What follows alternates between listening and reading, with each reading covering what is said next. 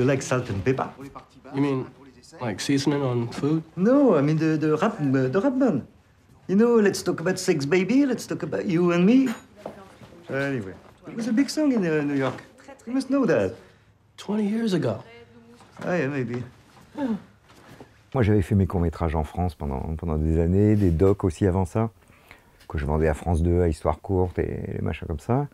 Et puis, au moment de passer au long, qu'est-ce qui s'est passé exactement? Je sais pourquoi je suis parti. Je crois que j'étais malheureux, je voulais partir. Aller voir ailleurs si j'y suis, tu sais, ça fonctionne toujours. Donc, je suis arrivé à New York d'abord, c'était il y a 15 ans. J'ai fait des expos photos, je suis photographe aussi, donc j'ai fait pas mal d'expos photos.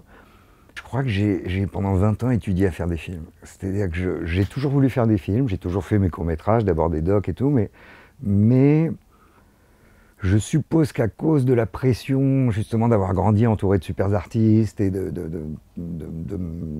considérer l'art comme une chose suprême et qu'on prend pas à la légère, enfin qu'on prend à la légère mais en étant sérieux. Donc je voulais savoir tout faire exceptionnellement. Donc je voulais être un grand cadreur, pour ça la photo c'est parfait. Je sais pas, j'ai dû faire 25 000 photos dans ma vie, bah, ça aide à ce que quand tu fais un film, tu saches où placer ta caméra, tu vois ce que je veux. J'ai voulu être acteur, je pense, et j'ai été acteur parce que diriger un acteur, c'est vraiment une espèce d'art particulier. Tu vois, c'est vraiment une chose à part, très difficile, très complexe. Si t'as pas joué toi-même, c'est difficile à comprendre. Ça aide vachement d'avoir joué. Tu sais ce que c'est que de vomir avant chaque prise, tu sais ce que... pas avant chaque prise, mais avant chaque matin. Tout des New York, chaque matin, je vomissais mes tripes, tu vois. J'ai perdu 10 kilos et j'ai fait un calcul rénal pendant le tournage. Ça, si tu l'as pas vécu, tu comprends pas l'infantilisation de l'acteur, tu comprends pas tout un tas de choses, si tu veux. Ça aide, quoi. Ça aide les réalisateurs d'avoir joué. Donc j'ai voulu faire ça aussi. Je te dis, les photos, c'est lié à ça. Donc c'est pas tant un truc d'art moderne ou de considérer le cinéma comme un art moderne, qu'il est, hein. Mais l'esthétique, quoi, de trouver ton esthétique, trouver ton style, trouver la manière dont tu veux réaliser. Pour ça, ça aidait. Et après, j'ai voulu être scénariste, tu vois, je suis arrivé jusqu'à être script doctor, écrire avec Julie Delpy ou Paul Schrader. Pareil, parce que le cinéma, il faut aussi avoir un bon scénario, et que ça, il me semblait qu'il fallait que je bosse ça, quoi. Une fois que j'ai tout bossé, j'ai fait mon premier film, et au final, c'est qu'un premier film, tu vois. T'as beau bosser autant, tu vois. Tu repars quand même par la case zéro. Call the cops! Come on, you're okay. Do you think we all have a double somewhere in the world, Mr. Jones? Someone who looks exactly like us? Do you think that you've seen your doppelganger? They destroy each other, they can't coexist. L'idée de départ, je crois que c'était de faire un film sur l'absence de compassion. Pas très commercial, tu vois. J'ai pas dit ça à mes prods, évidemment.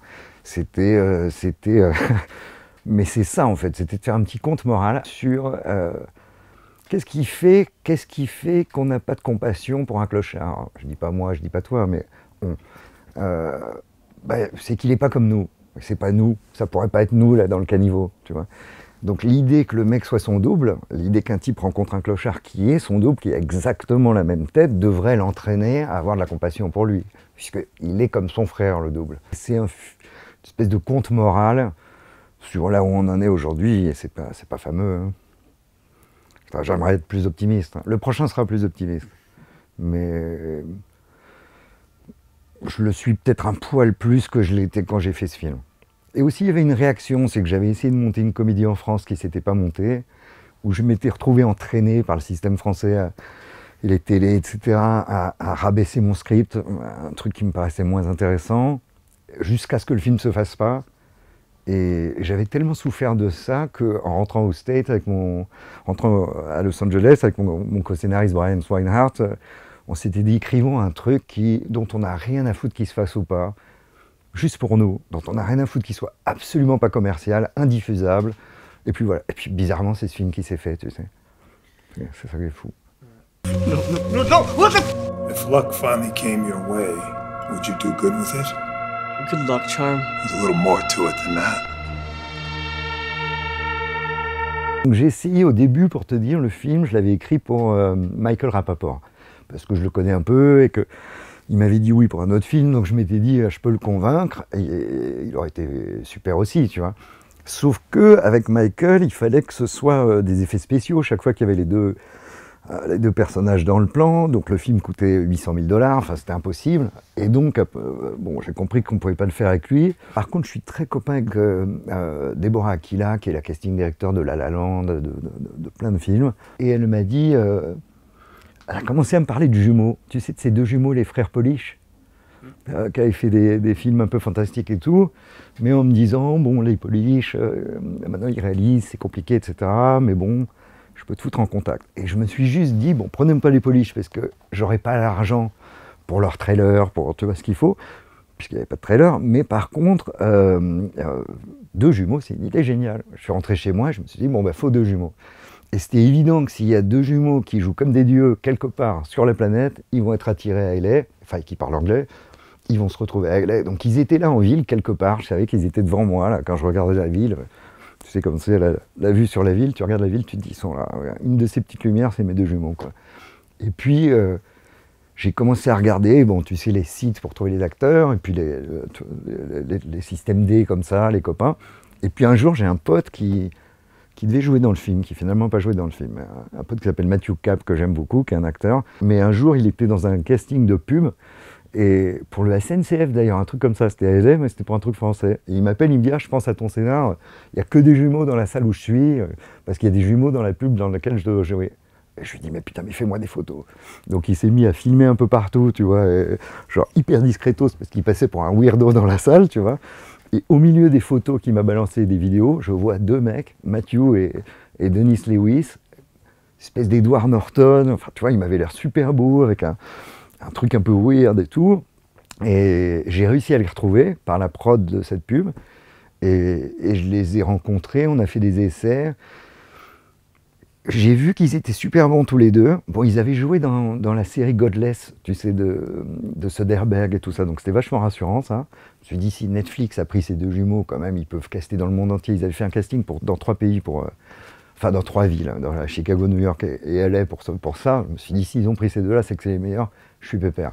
Et après, on a fait des essais, lecture, où ils jouaient chacun un des 2, tu vois. Enfin, ils jouaient chacun les 2 rôles. Et Matthew,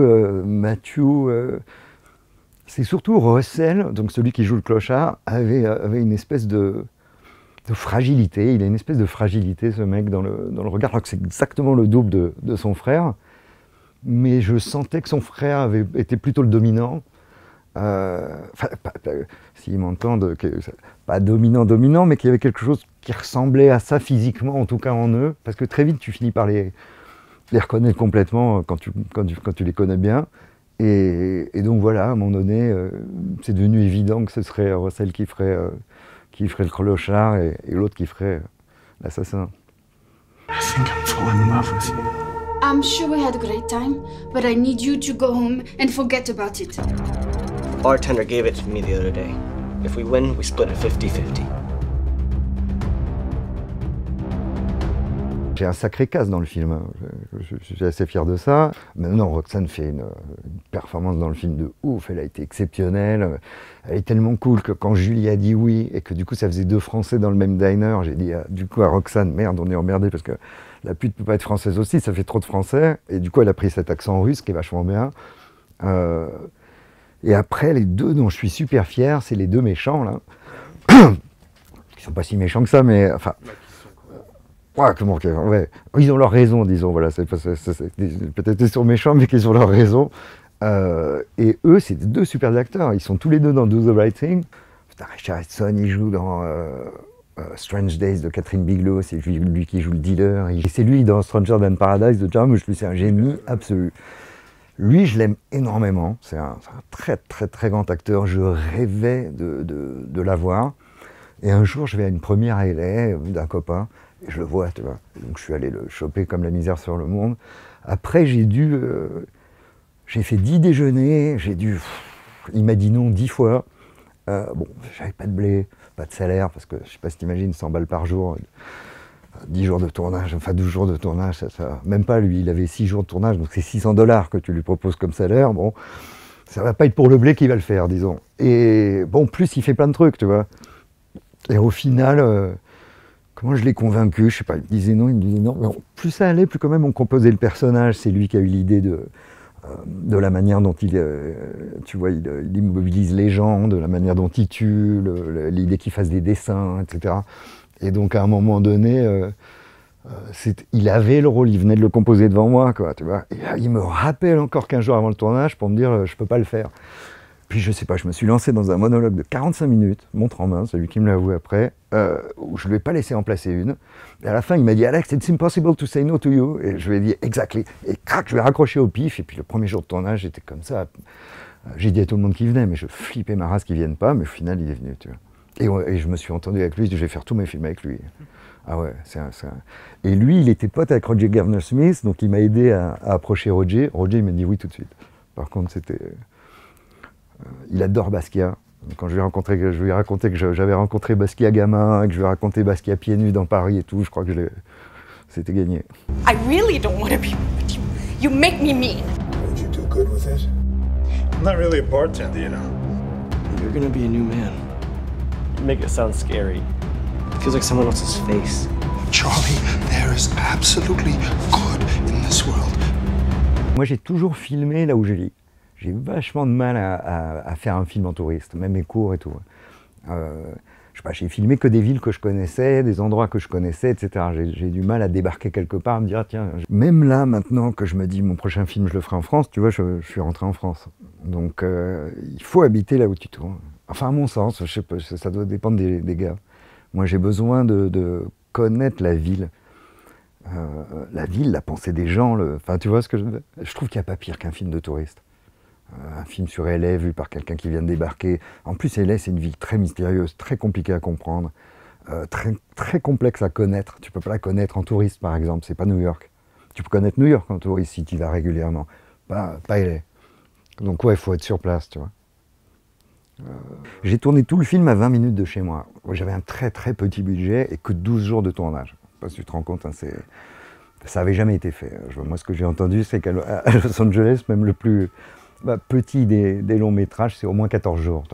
Donc on avait très très peu de blé, on avait 15 à 18 000 $ par jour pour ces 10 jours.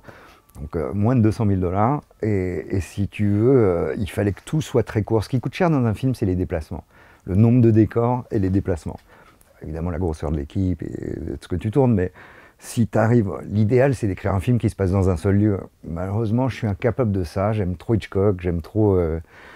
Pour moi, le film parfait, c'est North by Northwest, où tu vois, tu passes d'un intérieur, un petit wagon de train à le Mont-Rochemort. Tu vois ce que je veux dire?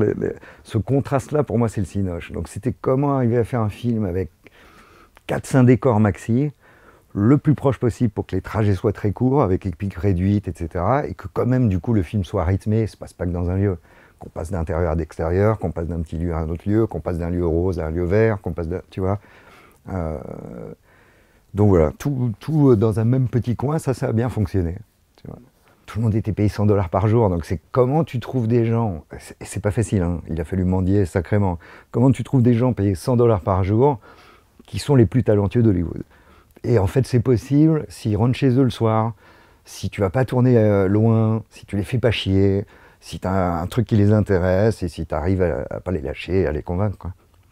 Le talent d'un réal, c'est d'arriver à s'entourer de génie, blé ou pas blé. J'avais un très très grand chef-op, pourtant un jeune mec, c'est le fils de Pennebaker, tu sais, le réalisateur de Doc, et qui avait un vrai truc. Mais le mec avait 25 ans sur le tournage, avait jamais fait un long, etc. Mais en faisant des tests avec lui, j'ai vu qu'il avait une manière de sculpter les visages avec la lumière qui me plaisait. En fait, quand tu veux tester un chef-op, teste sur un gros plan. Demande-lui d'éclairer une tronche, un mec, une fille, beau, moche, juste comme ça tu vois les deux, et tu comprends si c'est un grand chef-op ou pas. Et c'est de l'ordre de la magie, c'est de l'ordre de la peinture, vraiment. C'est pas juste, je suis photographe, je sais exactement comment éclairer. Ce qu'il a fait lui dans le film, Kit Pennebaker, est fabuleux. Après, je voulais qu'il y ait ces couleurs, tu sais, très rose, vert, bleu, bleu ciel, etc. C'est-à-dire qu'on fasse un film noir comme l'ébène, mais qui ait l'air d'être Hollywood, tu sais, Hollywood joyeux, quoi. Avec les dents blanches et les ciels bleus. Tu vois. Je veux jouer ce contraste-là. Un truc de psycho-killer un peu, tu vois.